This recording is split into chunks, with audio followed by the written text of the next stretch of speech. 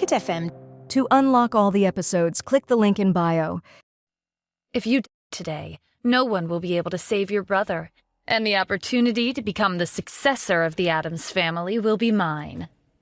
Melinda wasn't afraid of revealing her true intentions to Stephen. After all, dead men told no tales. The Addams family was anything but ordinary. Anyone could become the successor as long as they were competent and had the required qualifications. The two sons of the Addams family were Stephen and his older brother who had leukemia. If Stephen died, his brother would soon follow, and the seat for the successor would be empty. There were few people who were capable enough to rise to the top in the family, so Melinda had a high chance of winning. If she got rid of Stephen, she could return to Washington, D.C. and inform the family that Alaric had disobeyed her and push all the blame onto him. It's a perfect plan, but unfortunately, the person dying here today won't be me, Stephen said. Alaric growled a second sentence. 1 minute is all I need. Melinda shrugged and picked up a glass of wine from the table, preparing to celebrate her victory. Alaric slowly made his way towards Stephen. The wooden floorboards were indented with every step he took.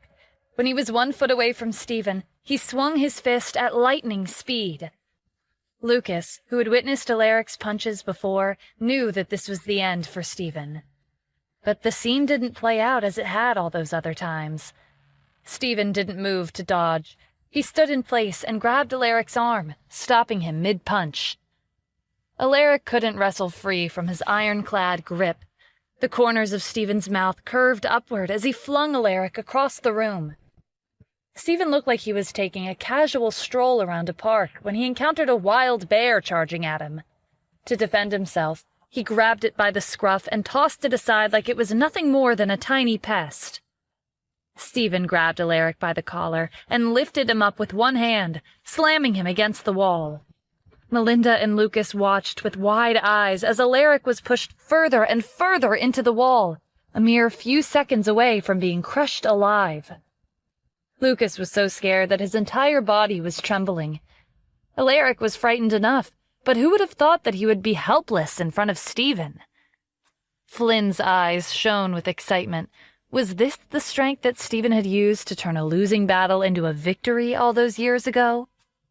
Melinda dropped her wine glass and took her legs off the table. When Garrett returned to the family, he had been seriously injured. He told them that Stephen had killed his subordinate, Jacob, with only one flick of his wrist. The family concluded that Stephen's martial arts strength had reached a higher level than they'd anticipated.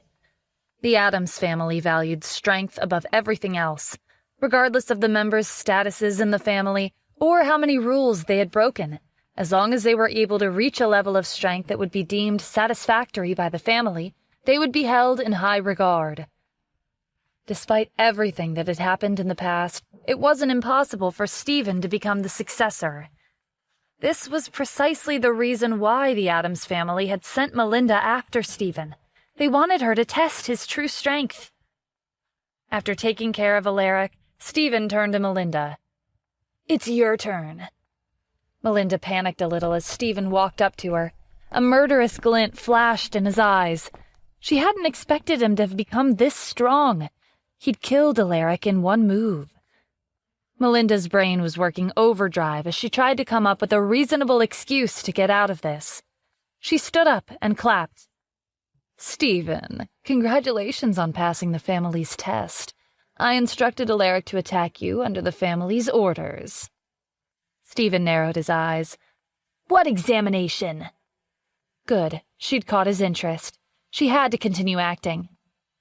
"You should already know that the strength of each member of the family is assessed once a year. The results of the examination determine their position in the family. It doesn't matter how low you ranked previously. As long as you have the strength, you'll hold a higher position in the family and enjoy more privileges. Alaric's strength has reached the AAA ranks, and the family assumed that yours was one tier lower, at least AA rank. But from what I saw just now, I believe your current strength has reached S rank. So I'll be taking you back and reporting this information to the family." Stephen gave Melinda an unimpressed look. I'll go back, but not now. What a joke. As the Grand Palace Master, why would he care about an inconsequential family like the Addams family? If he really did return, it certainly wouldn't be as a candidate for the successor position. He would be returning as the Grand Palace Master. But it wasn't the right time for that. He couldn't return now. Not like this. Aunt Melinda, I didn't realize you were such a talented actress. If I didn't know who you were and what kind of person you are, I would have been touched by your so-called sincerity. Unfortunately, I'm no longer the person I used to be. So today, you will meet your end, just like Alaric. Back then, Melinda had been the most active of the assassins that had been sent after him. She was persistent and unrelenting, chasing him for thousands of miles. Needless to say, he'd suffered a lot because of her. He'd even almost died. Melinda burst out laughing. You want to kill me? It won't be that easy. You may have killed Alaric with one move, but you don't have what it takes to do the same to me. I'm your aunt, and I'm sure you're aware that I reached S rank a long time ago. Melinda reached behind her back and pulled out 2 scimitars. She leapt into the air and raised her weapons, heading straight for Stephen. Watch out! Flynn shouted in alarm. Stephen jumped back and avoided Melinda's attack. She pulled her weapons out of the floor and threw a kick. This time, Stephen didn't dodge. He reached out with blinding speed and grabbed her ankle. With a crack, the sound of shattering bones echoed in the room. Melinda cried out and dropped to the floor. Her weapons lay next to her. Stephen looked down at her in disappointment. A warrior with an S-rank combat strength? Is this all you've got? Melinda raised her head in shock. His strength alone was putting him among the SSS ranks. Stephen turned his attention to Lucas, who was cowering in the corner. Now it's time to take care of you. How do you think we should settle this? Lucas was scared out of his mind. Even Melinda wasn't a match for Stephen. He knelt in front of him and pleaded. Mr. Addams, please spare me. I'm willing to give up the Klein Group. Klein Group? Stephen grinned. 6 years ago, you were a nobody in the Santa Ana's business industry. But because you pledged your allegiance to the Addams family, they supported your endeavors. After I was kicked out of the family, you made your move and took over the business that I established in Santa Ana and changed the name to the Klein Group. You held the city's economic lifeline in your hands, and your net worth soared. You're the previous owner? Lucas exclaimed. Before Stephen was abandoned by the Addams family, they had 2 top talents. Stephen was one of them, and the other was his older brother. They were both competent and evenly matched, and so the family sent them out to test their abilities. They would both make a place for themselves outside of the family without their support. Whoever achieved the most would become the favored successor. Stephen went to Santa Ana and relied on his outstanding business sense to establish his own company. In the span of 1 short year, his business became one of the leading enterprises in the city, ranking first in terms of GDP. His reputation spread far and wide. The Addams family was no exception. The news reached Washington, D.C., but just as Stephen was at his peak, a few words from a stranger ruined his life and got him kicked out of the family. Afterward, Lucas oversaw the merger and acquisition of Stephen's business with his own and changed the name to Klein Group. It followed the laws, and the public didn't suspect anything. They only regarded Lucas as a rising upstart. Recently, through an investigation conducted by the palace, Stephen discovered that the Addams family was behind the merger. They helped Lucas persecute the higher-ups, who were still loyal to the previous owner and took control of the company. Yes, 6 years ago, I lost something of mine in this city. And now, I'll be taking it back, Stephen said. Lucas surrendered immediately. I'll return the company to you. You're the owner of Klein Group, and you may change the name as you wish. With the assistance of his legal advisor, it didn't take long for Lucas to fill out and submit the paperwork necessary for a change of ownership in the company. Despite all else, Lucas was Santa Ana's economic lifeline, so it came as no surprise that he was resourceful. While it would typically take around 10 days to half a month to complete these procedures, Lucas only needed around 10 minutes. From this moment onwards, the Klein Group that controlled Santa Ana's economy would become Stevens, who was the rightful owner. "Lucas, don't misunderstand," Stevens said. "Even though Klein Group is worth tens of billions, to me, it's only pocket money. I'm just taking back what belongs to me. After I leave, you can contact Jack Stein if you need anything."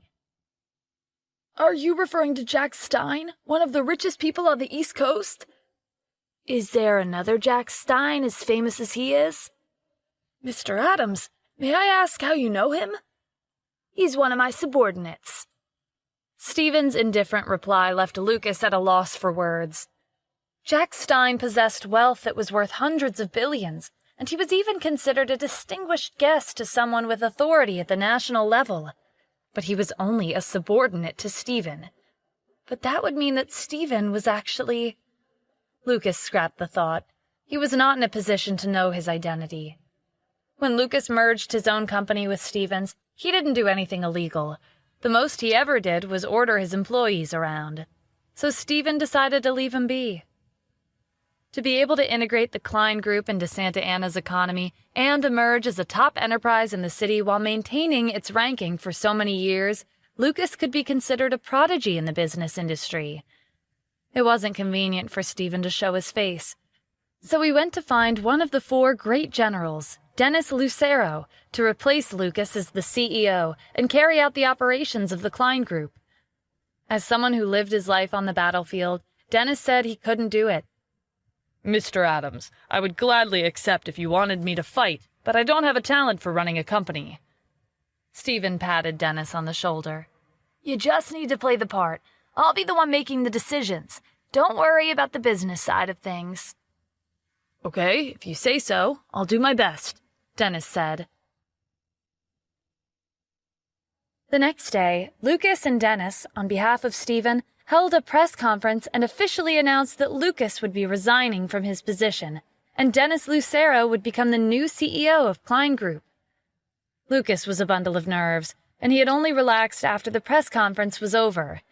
Last night, he'd contacted Jack because he wanted to verify Stephen's words. Jack had told him that half of the world's wealth and influence belonged to Stephen. That was all Lucas needed to confirm his identity. The Palace was a legendary organization, and Stephen was the Grand Palace Master. The sudden news of Klein Group's acquisition by Dennis Lucero stirred up the masses. The city wondered who this mysterious Mr. Lucero was. He had seemingly appeared out of thin air and taken control of Santa Ana's economy. After the press conference, Stephen and Dennis headed to the CEO's office at the Klein Group. Stephen sat on the couch and held up a list of the company's upper management staff. Max, director of the technology department. Brendan, department head. Joyce, director of the sales department. Sam, logistics director. These names were familiar. I didn't expect the talents I scouted back then would become the Klein Group's higher-ups. Looks like Lucas is quite capable. He was the richest man in Santa Ana for a reason. Stephen continued to flip through the list, but he didn't see the names of the core personnel of his company back then. People like Noah and Richard, who were the backbone of the technology department of his company back then, seemed to have disappeared without a trace. Dennis was sitting behind the CEO's desk in the same chair that Lucas had sat in just yesterday. Being a CEO wasn't his forte. "Mr. Adams, what are you planning to do?" Leave the staff alone for now. I'll go look for Noah, Richard, and the others. By the way, we have a meeting with the upper management 3 days from now. Dennis, you're the CEO, so you should go meet with your employees. Mom, Kim, I'm back, Stephen called out as he opened the door to Riverview Villa. I have good news. Lucas retired, and the Klein Group has a new CEO. We don't have to worry about him from now on. Kim and Natalie looked at him from the living room. The TV was on, and the Klein Group's press conference was being aired. We already know that, Natalie said, gesturing to the TV. I don't know what you do out there all day long. If it weren't for Dennis Lucero, who knows what could have happened to us? I went out to solve the problem. Oh, please, don't tell me you were the one who told Dennis to purchase the Klein Group. Yeah, I asked Dennis to become the new CEO. Natalie turned her attention back to the TV. Forget it. You're not capable of doing something like that. Stephen didn't argue with her. In any case, there were no more outside distractions. Kim could focus on Eastern Sea Group's 5-star hotel project in peace.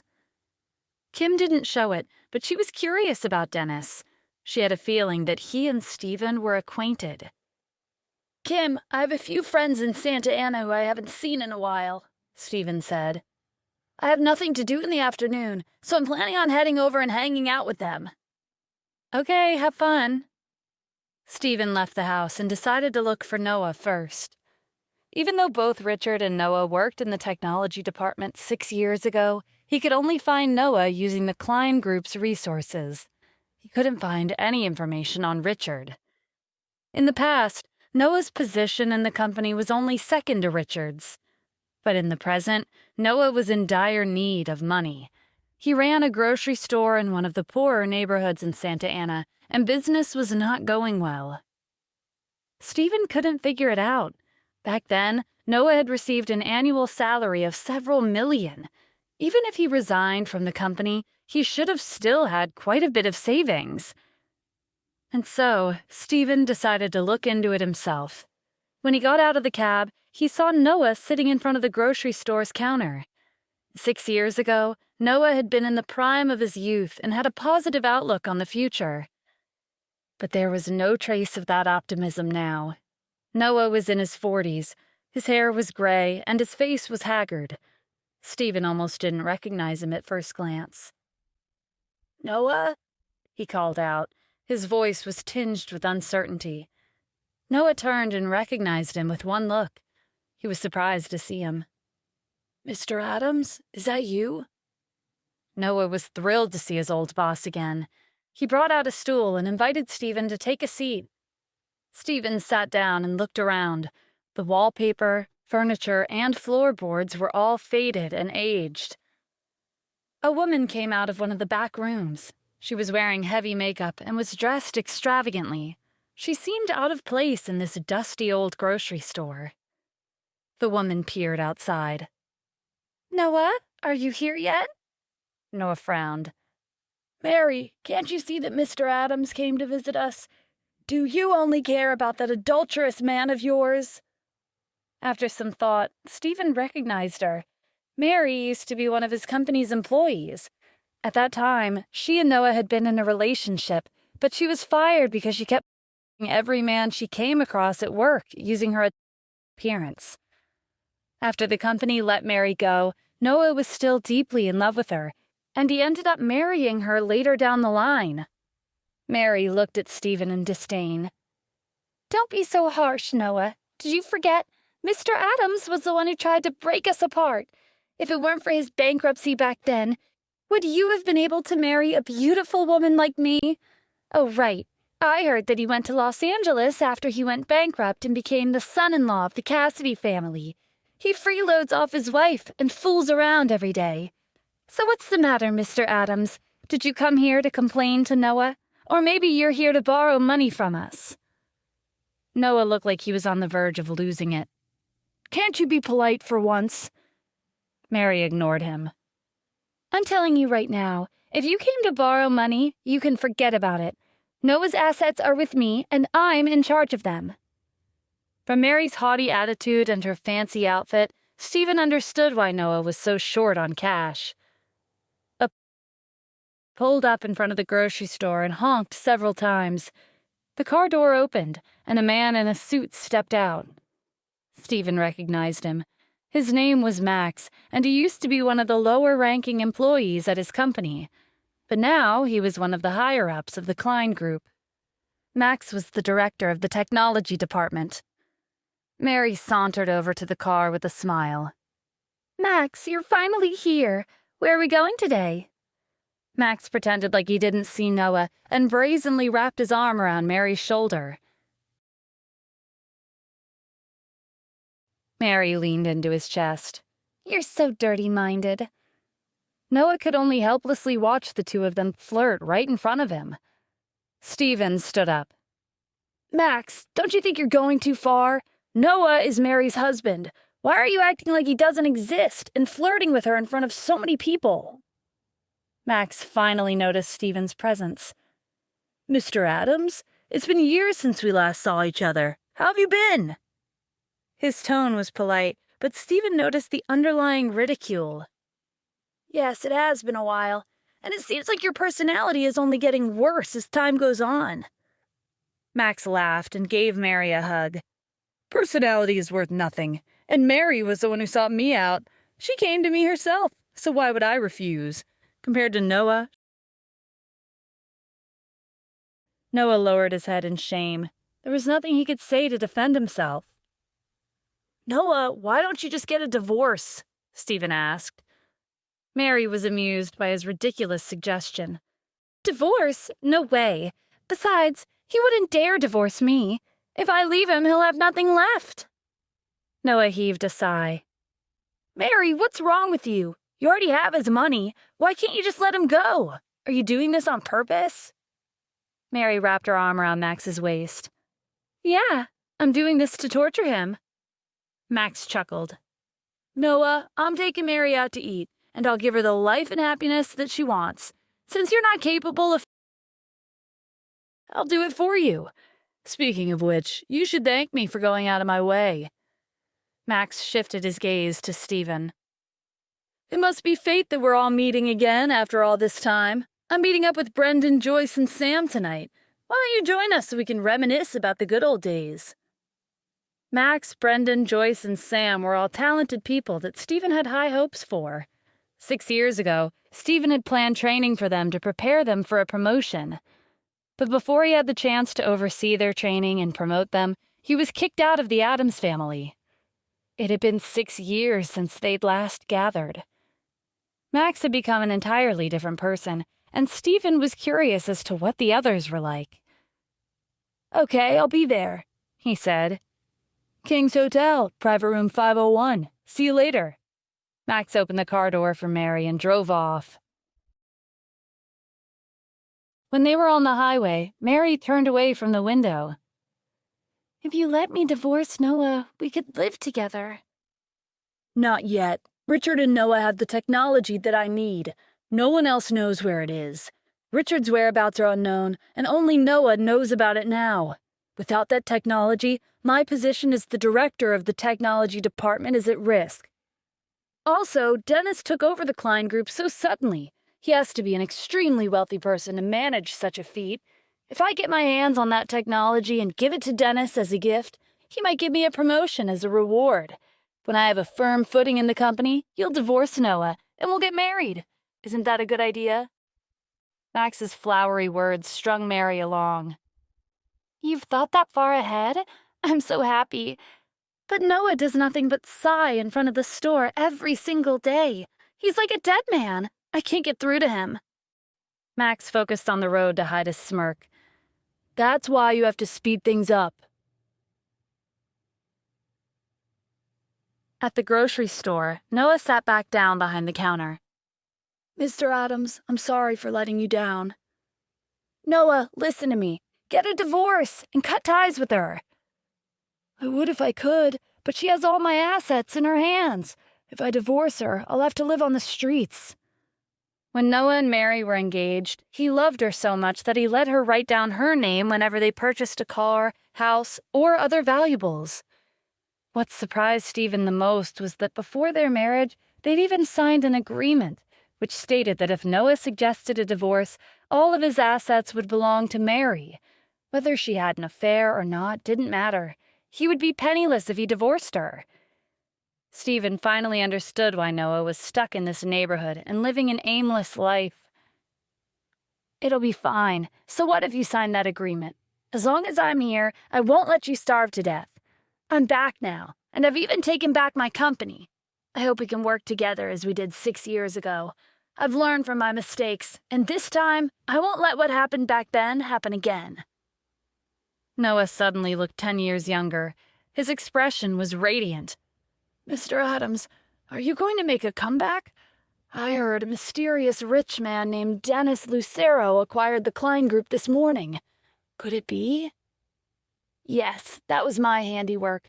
I want to take back everything I lost in the past. Will you help me? Noah nodded vigorously. Of course, Mr. Adams. This was probably the best news he had heard in the past 6 years. I've been meaning to ask, do you know how Richard's doing? I wanted to ask him to come back to the company. If he agrees, we three can work together again. Noah's face fell at the mention of Richard. Stephen's intuition told him that something must have happened that he wasn't aware of. What's wrong? Noah sighed. Fate knows how to make a fool out of a man. After you disappeared 6 years ago, the company didn't have a leader. It was chaotic, and everyone wanted the technology in Richard's possession. On the surface, those people pretended like they wouldn't do anything to him. But one day, Richard showed up at the rooftop of our company's building and jumped. I don't know the details, but according to the news, he ended his life out of guilt. What was he guilty of? They say the people who ran the Klein Group discovered that Richard was embezzling large amounts of public funds and used it to threaten him into handing over the technology, but he chose to end his life instead. Stephen shook his head. That's a lie. He personally kept tabs on his company's accounts. Even if Richard wanted to, it would have been impossible for him to embezzle money without him knowing. Moreover, Richard wasn't that kind of person. I'll make sure to conduct a thorough investigation into what happened back then, Stephen said. All right. Oh, I almost forgot. Are you really going to attend the gathering tonight with Max? Of course. I personally scouted them back then. Since they're meeting up tonight, I have to go. Are you sure? I have a feeling they're up to no good. Don't worry about it. I'm actually curious as to what they have in store for me. The King's Hotel was the most luxurious hotel in Santa Ana. It was only second to the Eastern Sea Group's 5-star hotel that was under construction. It was also an ideal place for gatherings of the upper class. Booking Private Room 501 costs over $10,000. It was already evening. Several people dressed in suits and blazers greeted each other and headed for Room 501. Brendan, it's only been a few days since we last met. You're in high spirits again. Hey, Joyce, I heard you were interested in Brendan. Who told you that? No need to be ashamed. You two are a perfect fit. Sam, why do you have such a nasty mouth? Brendan, Joyce, and Sam bickered with each other as they took their seats. Joyce looked around. Where's Max? Why isn't he here yet? Sam started teasing her again. Several handsome guys are sitting right in front of you. You didn't even look at us for more than a minute before asking for Max. While they were engrossed in their conversation, the door opened, and Max entered the room. Hey, you're finally here. Everyone applauded. Why is it just you? Joyce asked. Where's Mary? Max looked disgusted. Do you really think she's qualified to join our gathering? Sam gave him a thumbs up. Max flashed a cryptic smile. I invited someone else today. I bet none of you can guess who he is. His words piqued everyone's interest. Who is it? Joyce asked expectantly. Don't keep us guessing. Tell us already, Brendan urged. Max leaned forward. Don't be too surprised, but I invited Stephen Adams. Joyce, Brendan, and Sam exchanged a glance. That was unexpected. Didn't Stephen disappear 6 years ago? No one knows what happened to him, Joyce said. They say he messed with the wrong person and he went bankrupt. Then he ran away to Los Angeles and married into the Cassidy family. He's nothing but a... I heard something similar, Brendan said. Oh, Stephen. Back then, he made me attend some kind of workshop, and I was forced to do the most tedious work for only $3,000 a month. I was worse than you, Max said. I was almost promoted to a management position, but Stephen said my resume was lacking. He wanted me to learn under someone for a year. Fortunately, when the Klein Group merged with our old company, they promoted me and gave me a raise. Sam and Max's grievances made Joyce and Brendan recall their own frustrations with Steven. "Hey, do you know where Dennis is from?" Joyce asked. "It's like he acquired the Klein Group overnight. There was no prior notice or anything. He can't be an ordinary person." "Maybe he's from the East Coast or one of those wealthy families in Washington, D.C. Either way, I don't think we have to worry. Even though our boss has changed, with our capabilities, we'll be able to get on Dennis's good side in no time. I've also asked Mary to speed things up and get Noah to tell her where the technology is as soon as possible. Once I give that to Dennis, he'll definitely think of me as his trusted aide. When my position is solidified, you will all continue to live a good life with me." Everyone was relieved upon hearing this. "Max, you've really thought this through," Brendan praised. Everyone nodded in agreement. "When's Steven coming?" "I can't wait to see how he's doing now that he's fallen to the bottom," Brendan said. "Is he too scared to come?" Joyce wondered out loud. Max reached for his phone. "I'll ask around for his number." Before he could do anything, the door opened and Steven walked in. Compared to 6 years ago, when he dressed in suits tailored by top-class designers, he was now wearing a casual shirt, sky blue jeans, and sneakers that looked like they were sold on the street. His outfit was worth at most $500. Steven's appearance was enough for them to understand his current living situation. Max stood up. "Is this really the same Mr. Adams we all knew back then? Welcome," he said sarcastically. Brendan sized him up. "It really is you, Mr. Adams." He took out 3 bottles of wine and put them on the table. Steven could tell that it was the strong stuff. When Brendan was met with no response, he gestured to the bottles. "This is something like a tradition whenever we gather. Whoever's late has to drink 3 times before we continue. You've decided to join us today, so you're following our rules, right?" Max, Joyce, and Sam were eager to see how Steven would embarrass himself. They hated him to the bone. If it weren't for him, they would have risen to even higher positions by now. "Sure, I'll drink. It's only 3 bottles, Steven said. A young woman, who had been sitting on the side, came forward in concern. "Mr. Adams, let me pour a glass for you." Brendan stopped her and glared. "What are you doing? This tradition is meant to be entertaining. It's no fun if he drinks from a glass. He'll be drinking from the bottle." "But he won't be able to handle all that," the girl protested. "Annika, shut up," Joyce scolded. Annika had no choice but to return to her seat. Steven looked at her thoughtfully before picking up one of the bottles. "Mr. Adams, you have quite a high alcohol tolerance." Max applauded Steven as a sense of satisfaction filled him. Steven used to be lofty and miles above him, but not anymore. The others followed suit. One of the bottles was emptied in no time.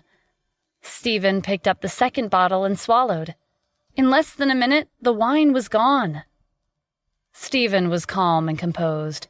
His mind seemed clear, and there were no signs of him coming close to being drunk. Everyone was stunned. How high was his alcohol tolerance? Under their astonished gazes, Steven proceeded to down the 3rd bottle in one breath. His face wasn't flushed in the slightest as he put the empty bottle on the table. Everyone looked at each other. Max had originally planned for Steven to make a fool out of himself after drinking a bottle of strong wine, but what he and the others didn't know was that not even 100 bottles could make him drunk. As the Grand Palace Master, possessing this kind of skill wasn't worth mentioning. "I'm done. Can I sit down now?" Steven asked. Yes, of course. Even though Max's plan had failed, he still had other tricks up his sleeve. "Mr. Adams, I heard that for the past few years you've been working menial jobs in Los Angeles as the son of the Cassidy family." "Yes, I have." "Compared to being the CEO of your own company, I think that suits you better." Max raised his glass of wine. "I'd like to congratulate you for becoming a Let me toast you." Before Steven could say anything, Max tilted the glass above him, Wine spilled down Steven's face and onto his clothes. Max motioned for the others to join him. "All of you, come and give Mr. Adams a toast." Brendan, Joyce, and Sam didn't hesitate to flip their wine glasses above Steven, leaving him completely drenched. Max laughed. "You never thought this day would come, did you? If you didn't make me go through that training back then, I would have snagged a position much higher than the director of the technology department. Fortunately, you disappeared out of the blue one day, and your company merged with the Klein Group. Thanks to that, we four were spared years of suffering." Steven had been wondering about the reason behind their actions, and he finally understood that they were blaming him for the training he'd set up for them 6 years ago. That training wouldn't have lasted several years as they thought. It would have only lasted at most a few months, which was enough time for them to gain the necessary experience for promotion. But it seemed like none of them had learned anything from it. They were even thinking that he'd looked down on them and purposefully put them through tedious and useless training on purpose. Steven had misjudged them. If they had taken their training seriously, perhaps they would have reached an even higher position by now. The potential he saw in them 6 years ago had vanished. The current them wasn't worth nurturing. "Today is truly a great day," Max said smugly. "Does anyone else want to remember this moment forever?" "Yes," the others answered in unison. "All right." Max pointed at Annika. "You, record this. I want to post it online so that everyone can see how one of the past top 10 young entrepreneurs in Santa Ana is doing now." Annika shook her head. "I can't do that." Joyce sighed. "Why are you so ignorant? My cousin recommended you, so that's why I brought you to tonight's gathering. If you don't please the higher-ups, you won't be able to come to work tomorrow." Joyce, Never mind. I'll record it myself. Move aside. Joyce pushed Annika away and took out her phone. Annika stood to the side. She didn't know what to do as she watched these so-called higher-ups make fun of Steven. Can I come to work tomorrow? She asked quietly. What do you think? Joyce snapped. Steven stayed seated during the entire process. He could have retaliated at any time, but he didn't, because he wanted to find out how much these people hated him and how far they were willing to go. These four used to be the future of his company, and they were expected to be the future of the Klein Group, but neither of them deserved their positions. The meeting with the upper management would be held 3 days later. It wasn't suitable for people like Max, Brendan, Joyce, and Sam to stay at the company. At the end of the gathering, when Steven left the hotel, he saw Annika crying by the side of the road. He held out a handkerchief. Annika accepted it and wiped her tears. Thank you. Today is the end of my 1-month probation period at the Klein Group. I would have become a full-time employee tomorrow if tonight didn't happen. It was a well-known fact that the Klein Group controlled Santa Ana's economy. Every white-collar worker in the city dreamed of achieving a position in the Klein Group. And the higher the position, the higher the salary. Do you regret it? Steven asked. No, what they were doing was wrong. Okay, come to work, as usual, tomorrow, Annika. Even though Steven was disappointed in Max, Brendan, Joyce, and Sam, Annika's courage to go against her higher-ups had caught his attention. She was more of an asset to the company than the four of them. I've already been fired, Annika said helplessly. Who told you that? Trust me, just pretend like tonight didn't happen. There will be a surprise when you come to work tomorrow. Annika didn't know why, but the confidence behind Steven's words made her want to trust him, even though tonight was their first meeting. Okay, I'll be there. When Steven returned to Riverview Villa, Natalie was dusting the counters. She turned and waved the feather duster in his face. You're always causing trouble for us, especially Kim. Mom, calm down, Kim called out from where she was sitting on the couch. Steven stepped to the side, avoiding a mouthful of feathers as he spoke. What happened, Mom? You're asking me when you're the one messing around outside? See for yourself. Natalie picked up Kim's phone and showed him the video on the screen. It was a video of him being humiliated by Max and the others.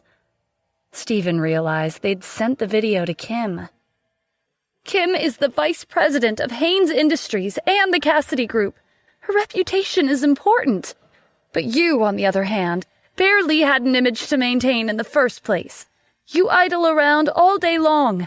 There's nothing you have to do, but you still manage to ruin your non-existent reputation. If word gets out, Kim's position will be at stake. Don't worry, Mom. They won't be able to do this for much longer, Stephen said. On the way back, he'd informed Dennis that the upper management's meeting, which was scheduled to take place 3 days later, would be held tomorrow at a last-minute's notice. Max and the others would receive their punishment tomorrow. Natalie put her hands on her hips. I'm telling you now, if you don't take care of this, you and Kim have to get a divorce. All right, but everything will be settled tomorrow, Stephen promised. Stephen, are you okay? I know it's been hard on you these days, Kim said. Even though everyone thought that he had nothing to do all day, she had a feeling that he had his own affairs to deal with. She didn't know what it was, but she believed that he would tell her when the time was right. Rather than being concerned about her own reputation, she was more worried about Stephen after watching that video. Stephen gave her a smile. I'm fine. Your words are comforting enough for me. The next day, the Klein Group's building, which was located at the center of the city, was bustling with traffic. The Klein Group was the backbone of Santa Ana's economy, and it was no secret that the upper management received a generous salary.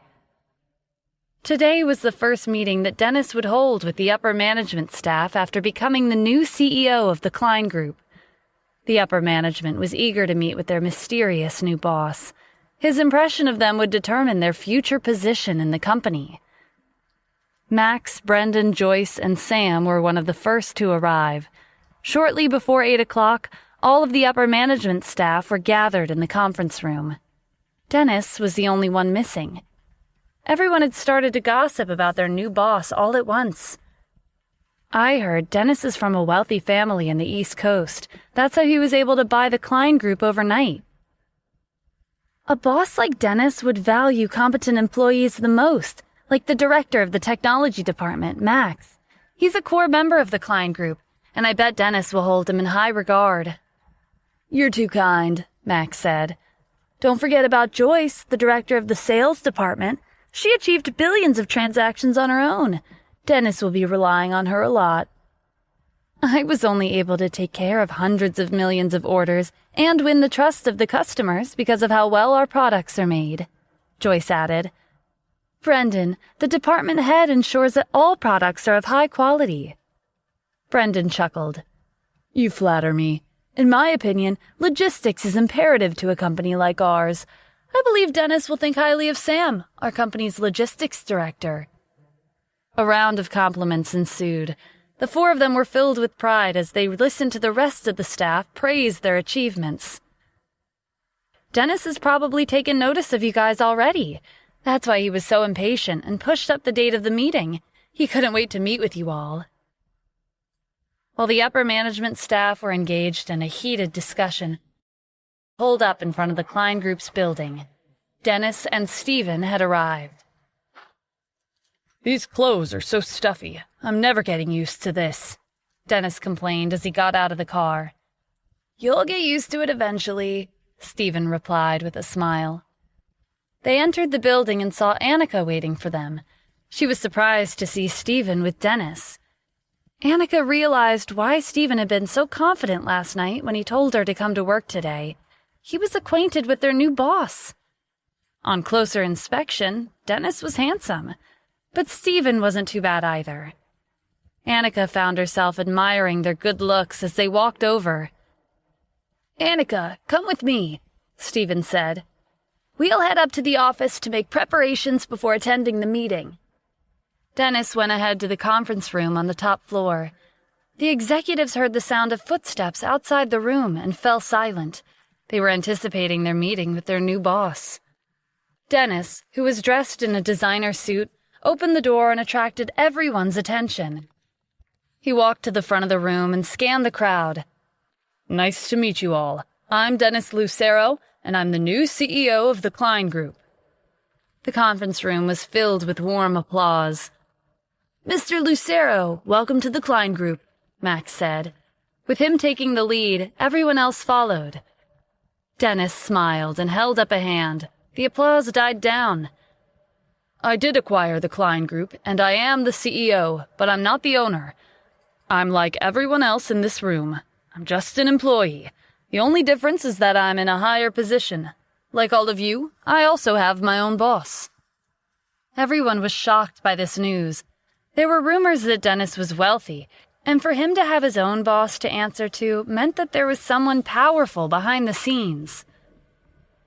"The owner of the Klein Group would like to personally meet with all of you. He's already here, and he's preparing for the meeting." Dennis glanced at his watch, which, along with his expensive designer suit, was from Stephen for today's meeting. "It's about time. He should be here any minute." As if on cue, the door opened, and everyone turned to look. They were anticipating the real face behind the Klein Group. But to everyone's surprise, it was Annika who came into the room. "Annika, what are you doing here?" Joyce chided. "Do you know what kind of place this is? It's not for probationary employees. Also, I told you not to come in today. Why are you here?" "You're delaying our meeting with Mr. Lucero. Can you take responsibility for wasting our precious time?" Stephen's voice sounded from the hallway. "Is there a need to be so rude and disrespectful to your colleague?" Max frowned when Stephen followed Annika into the room. "Stephen, you must be in the wrong place." 6 years ago, maybe this place was yours," Brendan said. "But now it belongs to Mr. Lucero." Joyce crossed her arms. Exactly. Don't tell me you came here because you heard we were going to have a meeting and you wanted to ask Mr. Lucero for a position. You're not doing as well as you were back then, and everyone sympathizes with you. But this isn't a place you can just enter. If you waited downstairs and spoke with a little more respect, we might have considered asking Mr. Lucero to give you a position." "Thank you so much for your kindness," Stephen said sarcastically. He looked at Dennis. "Mr. Lucero, it seems like I'm not welcome." Dennis chuckled as he walked off the stage. "Who wouldn't welcome you?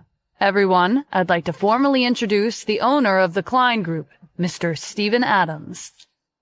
"What?" Everyone was astonished, especially Max, Brendan, Joyce, and Sam. They looked at Stephen in horror. Never in their wildest dreams had they imagined that he was the owner of the Klein Group.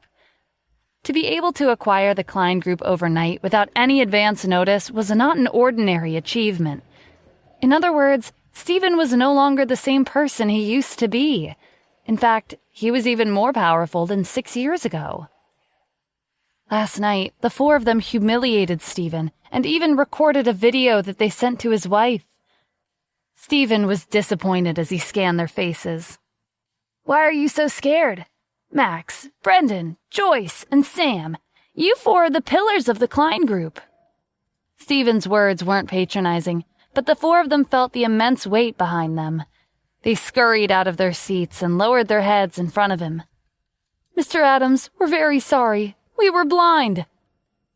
"I don't think so. Your eyes were very clear and bright. How else could you have become the core of the company after the merger 6 years ago? It's human nature to avoid the river and find a shortcut to the top of the mountain. I should respect the decisions you made back then. Was it gratifying to pour wine on me last night?" The executives who had tried their best to flatter the four of them before the meeting began turning their backs and drawing a clear line between them. They even reprimanded them. "Are you crazy? How dare you pour wine on Mr. Adams? This is unforgivable.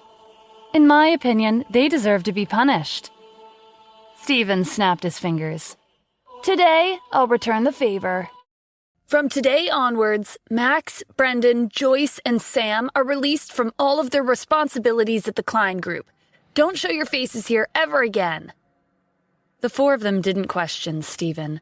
Their positions were as different as day and night, even more so than 6 years ago. They hurried out of the room and left the building. Neither of them dared to ask Stephen for their salary. Stephen made arrangements for the staff to clean up the conference room. The meeting was put on hold for 15 minutes. When the meeting resumed, Stephen waved to Annika, who joined him on stage. There's another announcement I would like to make. Annika will be the Director of Personnel and Finance of the Klein Group.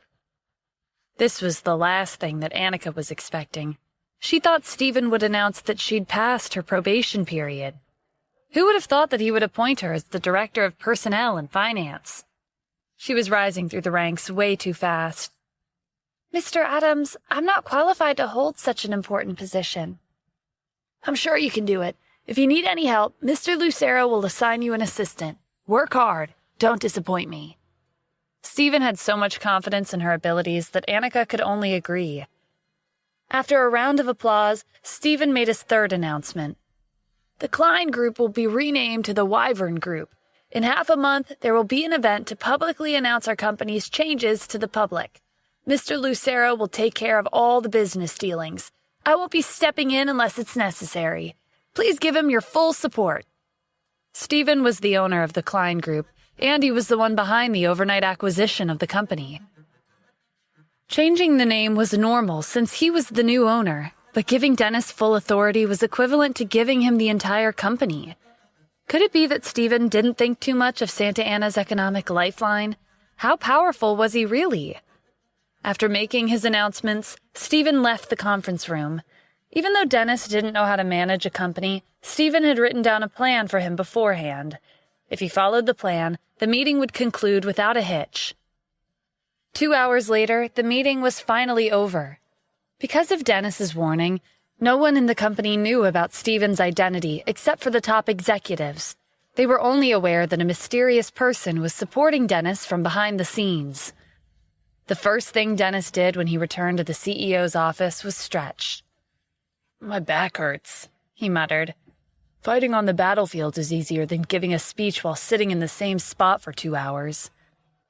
Stephen chuckled as he looked up from his phone. Most people would kill to be in your position. "Couldn't be me, Mr. Adams. Why didn't you change Klein Group to its original name?" You mean Felicity Corporation? If I did that, my identity would have been exposed. Besides, you're the CEO, and as far as the public is concerned, this is your company now.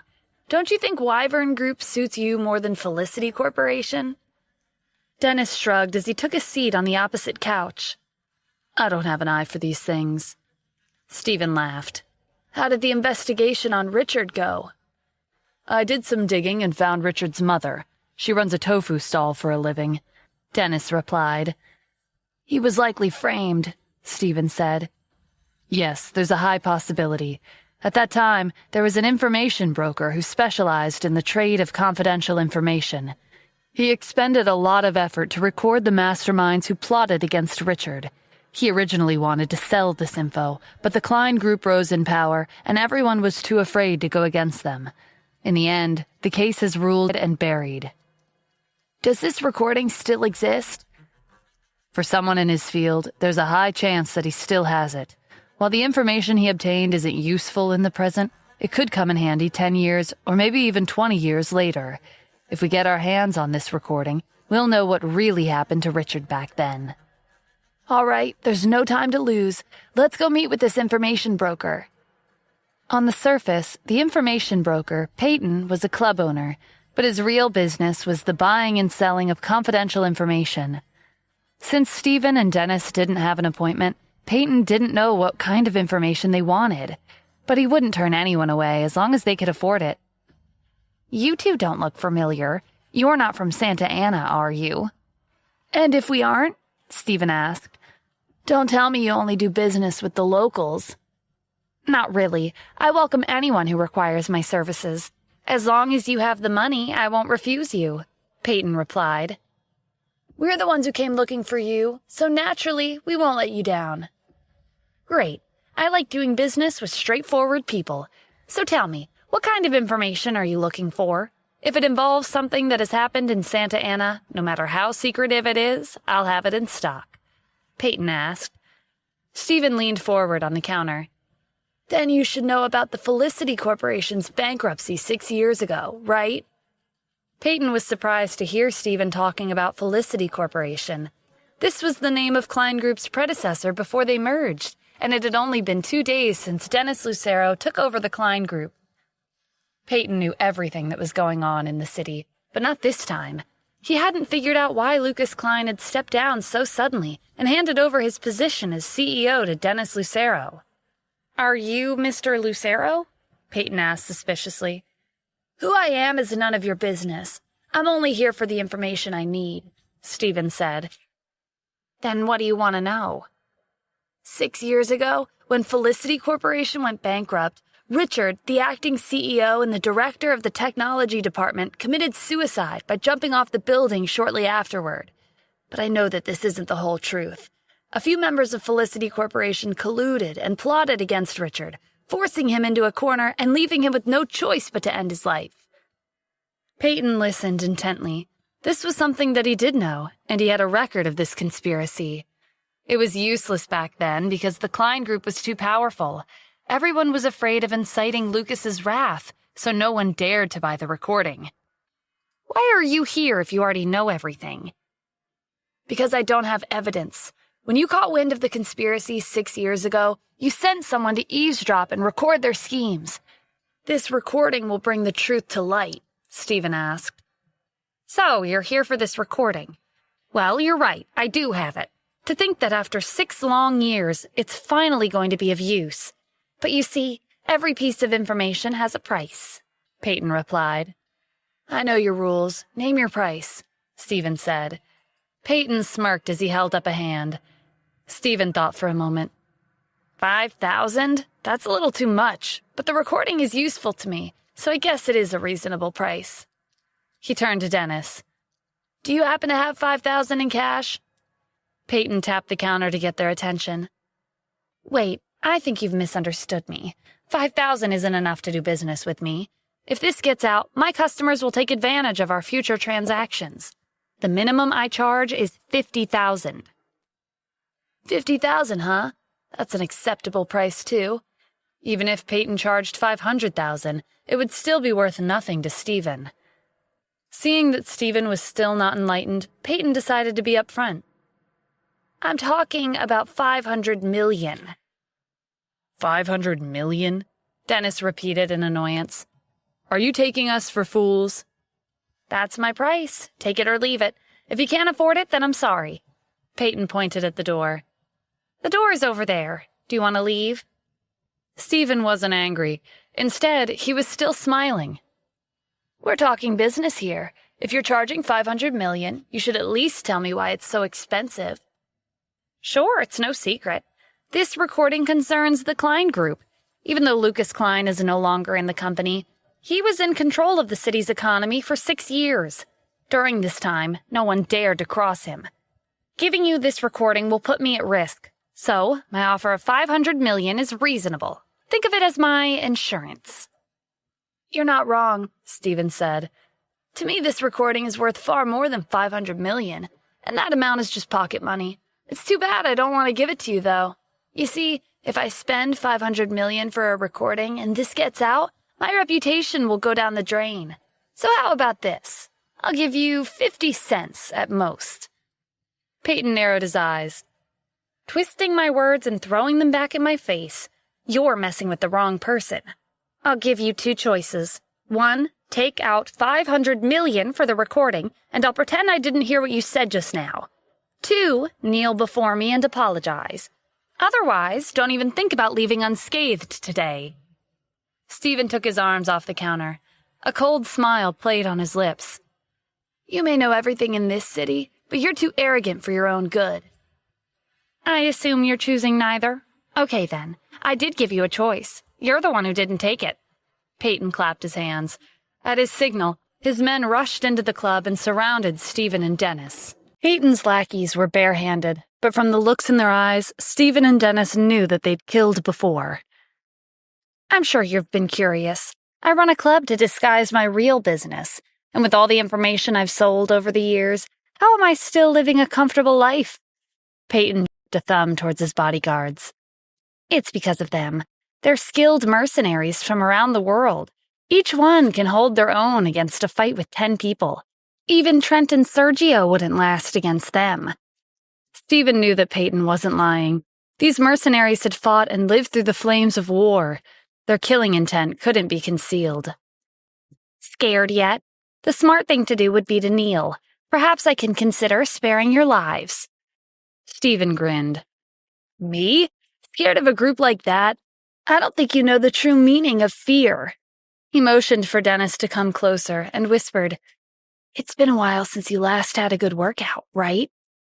Now that you mention it, it has indeed been a while. Dennis cracked his knuckles and waved to the bodyguards, gesturing for them to come to him. Dennis's provocative actions angered both Peyton and his bodyguards. All of you, get him! At Peyton's command, the mercenaries rushed at Dennis. To Peyton's surprise, none of them could even get close. Dennis sent them flying across the room with his bare fists. In less than 30 seconds, every single mercenary who'd once dominated battlefields abroad lay on the ground, clutching their stomachs in pain. Peyton reached below the counter and pulled out a gun from a drawer.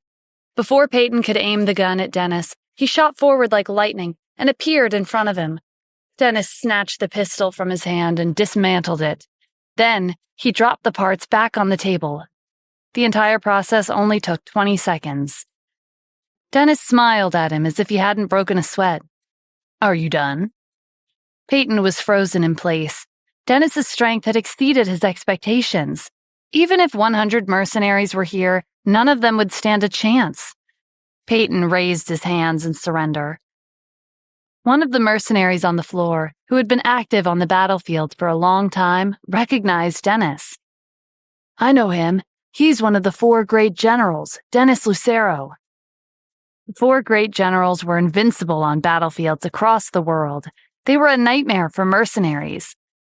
Ever since the 4 great generals followed Stephen 6 years ago, their prestige flourished as they swept across the land, defeating any foes who threatened to disturb the peace of their country.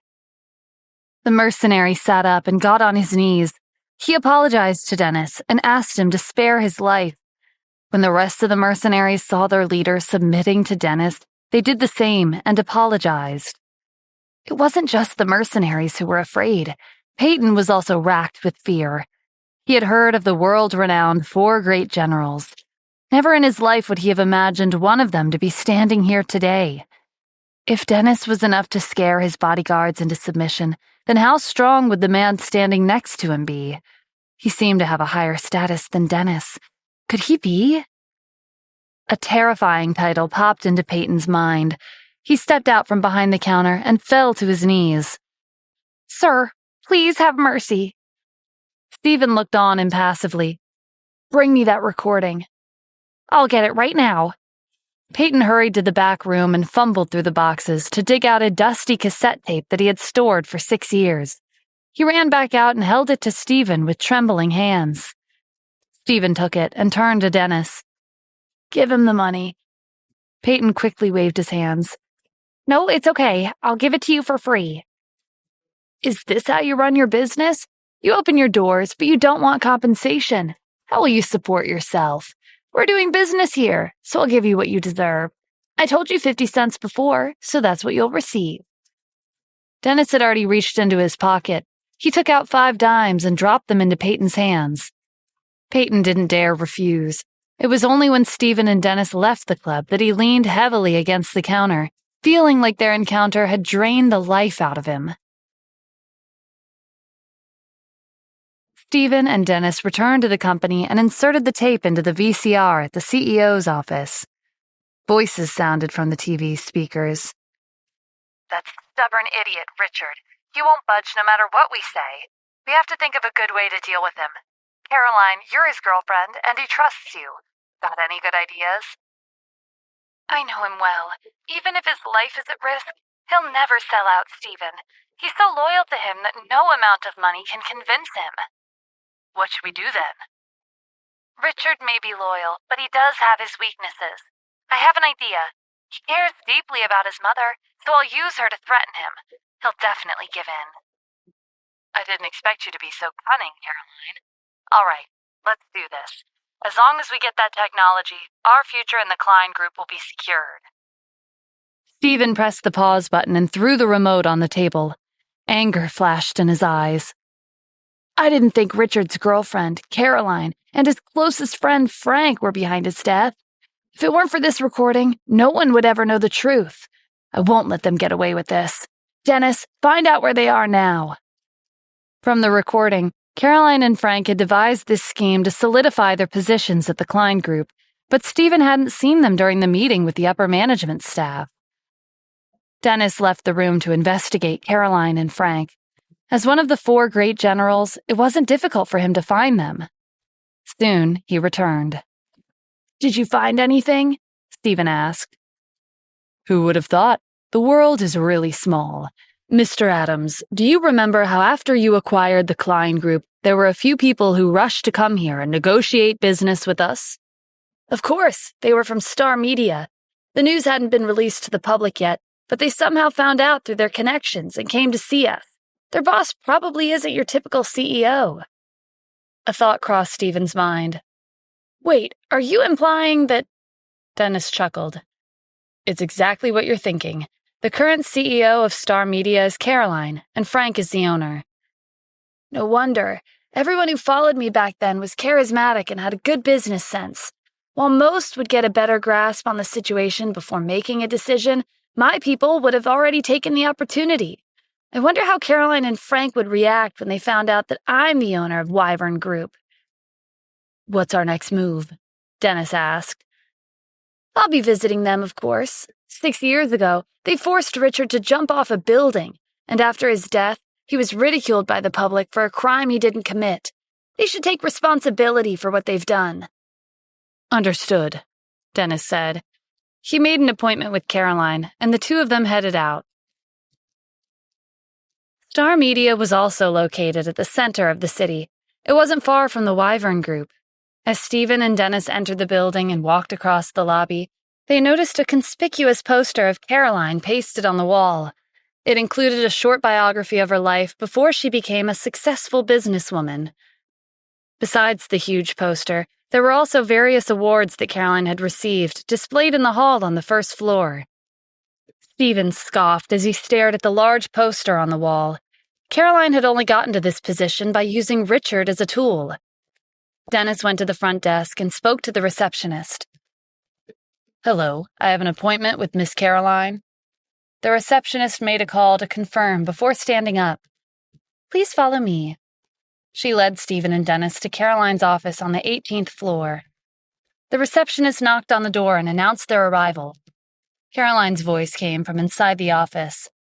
Let them in. Stephen and Dennis walked into the office and saw Caroline sorting through the documents on her desk. Without lifting her head, she told them to have a seat. Stephen leaned against the wall. Hey, Caroline. Now that you're the CEO, you're putting on airs. Caroline whirled around at the familiar voice. Stephen was standing beside the door with an unfamiliar man next to him. What are you doing here? Weren't you? Stephen smiled.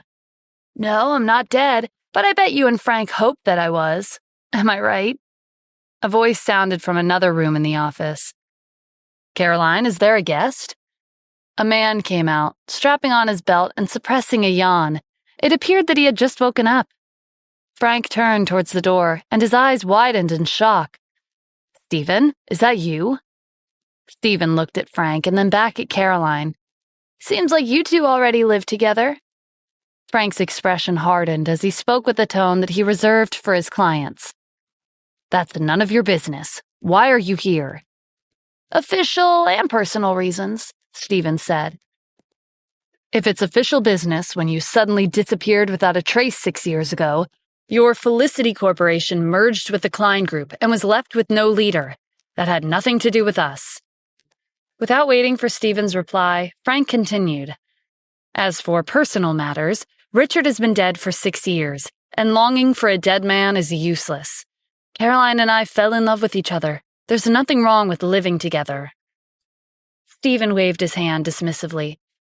I already know that Felicity Corporation's sudden collapse had nothing to do with you two, but I'm here for something else. The day after my company merged with the Klein Group, Richard committed suicide by jumping off the building. Stephen, why are you bringing this up?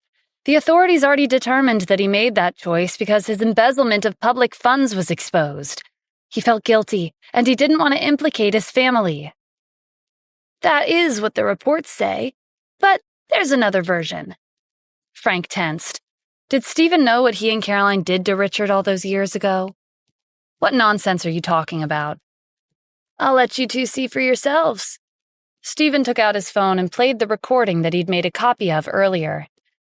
The same conversation between Caroline and Frank sounded in the office. Even though this recording was created many years ago, and the tape had been left in a dusty storage room all this time, the sound quality was clear and audible. Frank and Caroline's stoic expressions faltered. It had been 6 long years since they'd plotted against Richard, but everything they had said was recorded as if it had just happened yesterday. Please subscribe to the Pocket FM YouTube channel and press the bell icon for instant notification. Check out our channel for more such exciting shows.